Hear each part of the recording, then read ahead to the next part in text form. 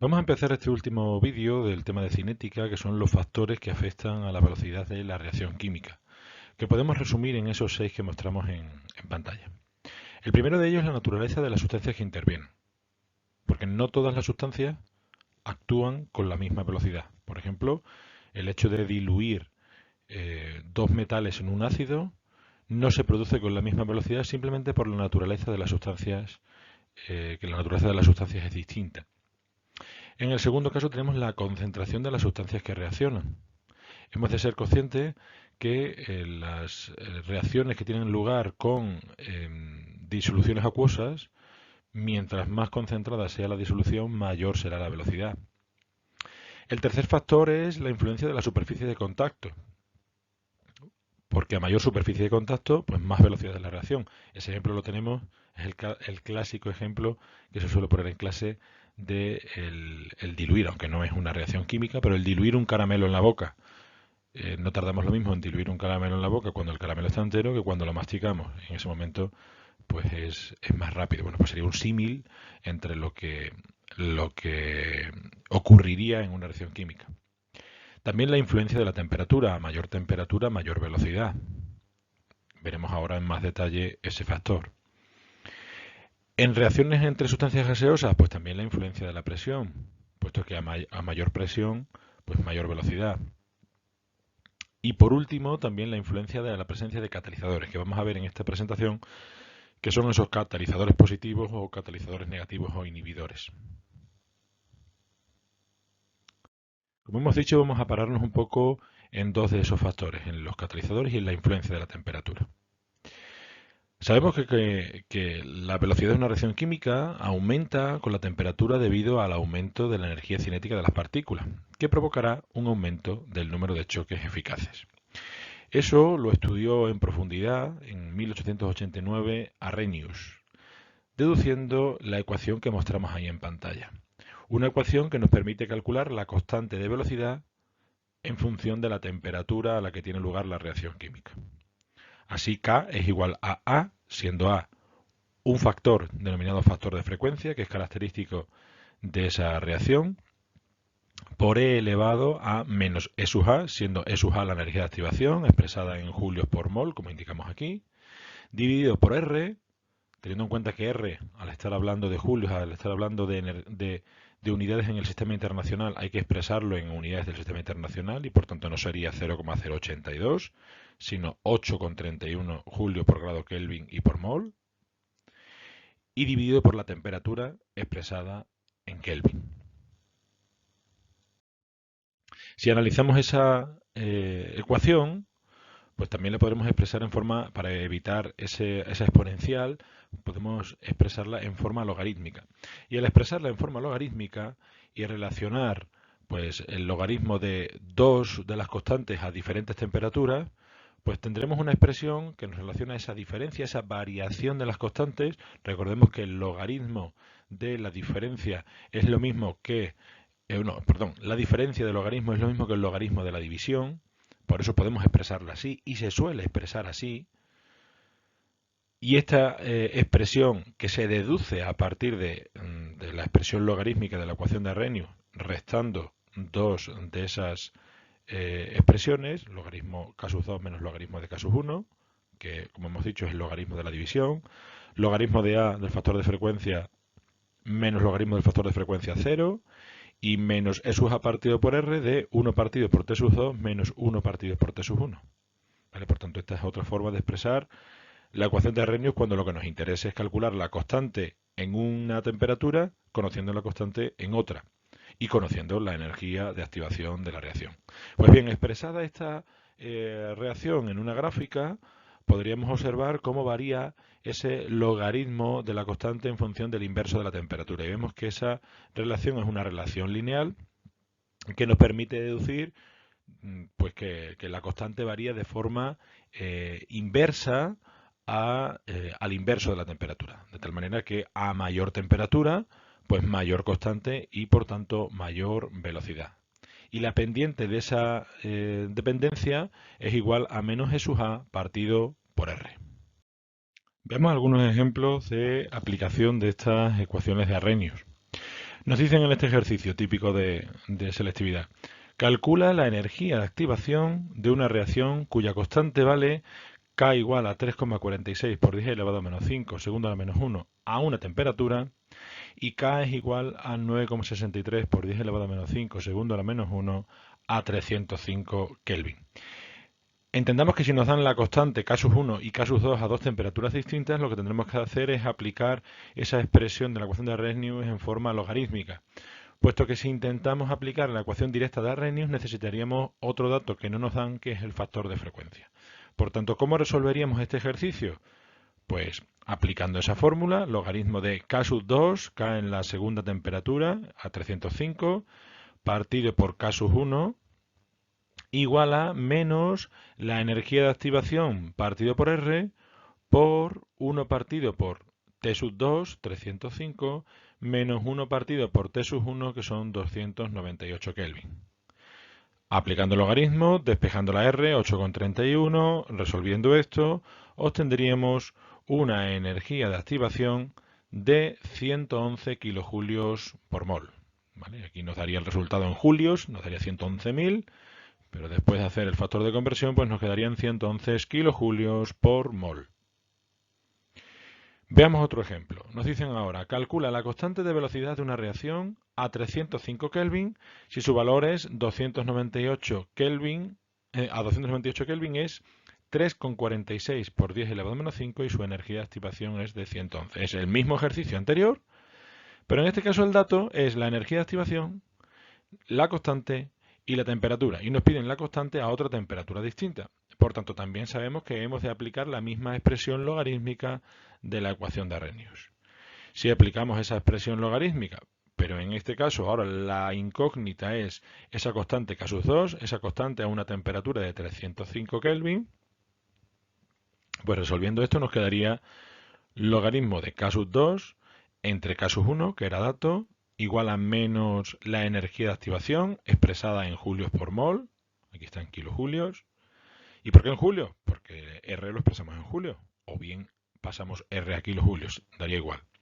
Por 1 partido por T2, que era un dato, 305, menos 1 partido por T1, que era un dato, que era 298. Despejando de ahí K2, ¿cómo se despeja la constante del logaritmo? Pues primero resolveríamos todo este segundo miembro y lo que haríamos es, esto sería el exponente de, es decir, aplicaríamos la exponencial para quitar el logaritmo y después este 3,46 pasaría multiplicando. Por tanto, K2 nos daría un valor de, pues, elevado a 1,0228,241, que es el resultado de todo esto, por 3,46 por 10 elevado a menos 5, segundo a la menos 1, y me da el valor de la constante. Como vemos, la constante a otra temperatura sigue teniendo las mismas unidades que la constante en la temperatura primera.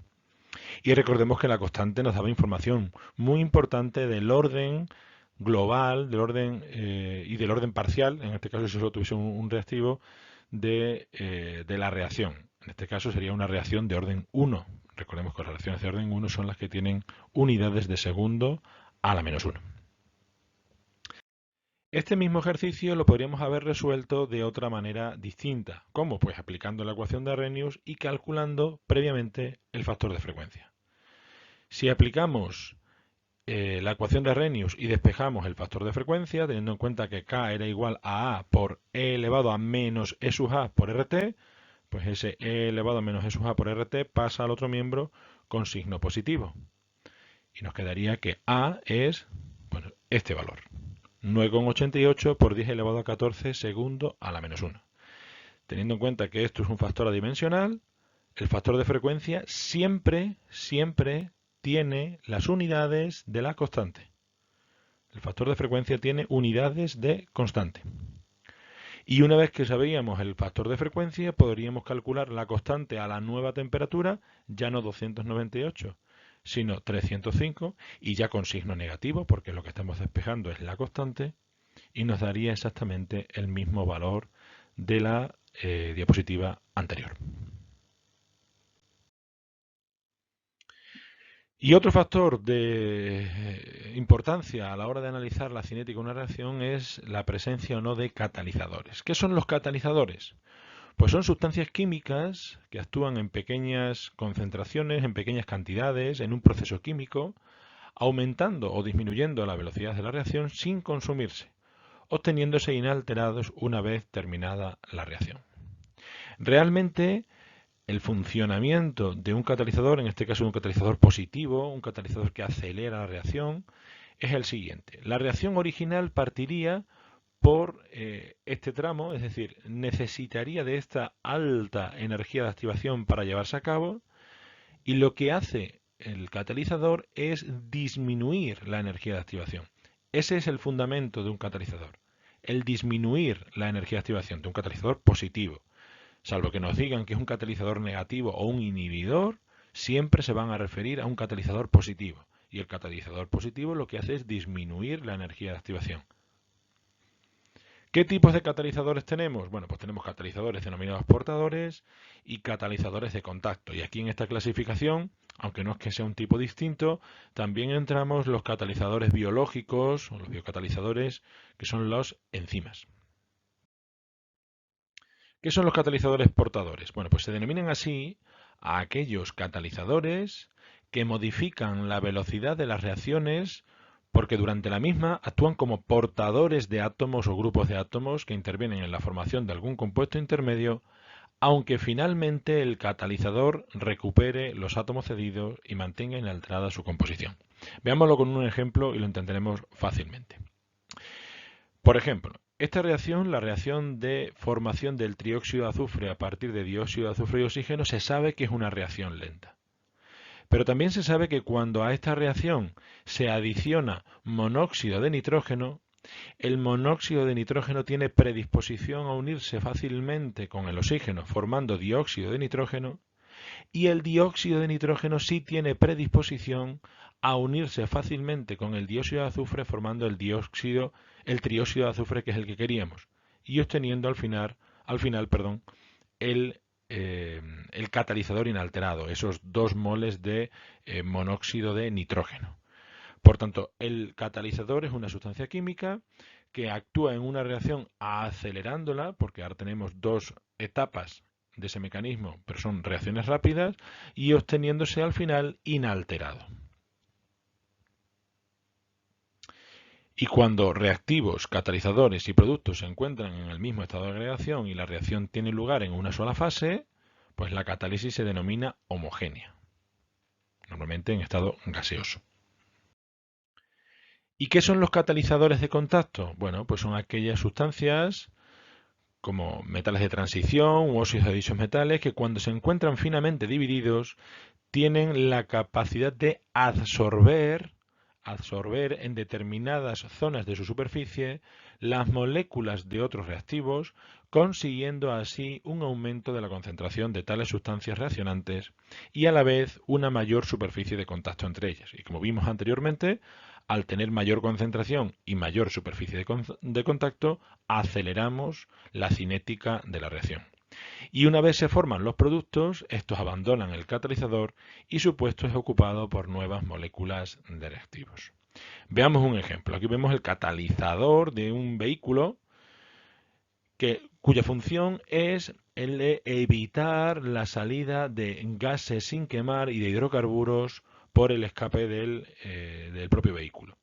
¿Qué es lo que hace? Bueno, pues ese catalizador, que suele estar compuesto de diferentes metales de transición, como el platino, lo que hacen es eso, que tiene la capacidad de absorber, no absorber. Absorber es un proceso químico por el cual se adhieren esas partículas de óxidos y de hidrocarburos sin quemar y al final terminan ya reaccionando terminan como saliendo como gases inertes, como nitrógeno, agua y dióxido de carbono. Ese es el fundamento de estos convertidores catalíticos. También es el fundamento de por qué a las gasolinas se les quitó, hace ya bastantes años, el plomo de su composición, puesto que el plomo era un metal que terminaba envenenando el catalizador. ¿Por qué? Porque se adhería a la superficie del catalizador, pero no abandonaba una vez realizada la reacción, sino que se quedaba ahí en esa posición y por tanto impedía que esos gases que salían sin quemar se quemasen completamente. Y generalmente, pues los catalizadores de contacto se encuentran en distinto estado de agregación que los reactivos y los productos. Y en ese caso se dice que la catálisis es heterogénea. Y el tercer grupo que comentábamos anteriormente eran los biocatalizadores o enzimas, que son aquellas sustancias orgánicas que aceleran procesos químicos que tienen lugar en el organismo de los seres vivos. Procesos que en general son muy lentos en ausencia de estos biocatalizadores. ¿Cómo se denominan? Pues se denominan normalmente con el nombre de la sustancia sobre la que actúan, a la que llamamos sustrato, terminando dicha denominación en asa. Y así a modo de ejemplo, pues indicamos algunas de ellas, las carbohidrasas, que son aquellas sustancias que hacen reaccionar los hidratos de carbono de forma más rápida, las esterasas, que son las que hidrolizan los ésteres de ácido y alcohol entre el ácido y el alcohol correspondiente, las nucleasas, que hidrolizan los ácidos nucleicos, etcétera. Y como decíamos anteriormente, también hay una serie de catalizadores que no siempre su función es acelerar, sino en otras veces es enlentecer esa reacción química, dificultar el desarrollo de una reacción química. Son los denominados catalizadores negativos o inhibidores, a veces deseados y añadidos voluntariamente y otros de forma involuntaria, como vamos a ver. Entonces, del mismo modo que existen sustancias que aumentan la velocidad de la reacción, también existen otras que hacen que el proceso se produzca más lentamente o incluso que se detenga. La acción que ejercen estas sustancias se debe a una de estas tres causas. O bien la reacción con algún reactivo que impiden la realización del proceso normal, o bien el bloqueo de la actividad de los reactivos, o bien porque se anulan los efectos de los catalizadores, como hemos comentado anteriormente con el plomo, y a estas sustancias se les llama venenos de los catalizadores. Y aquí terminamos el tema de cinética.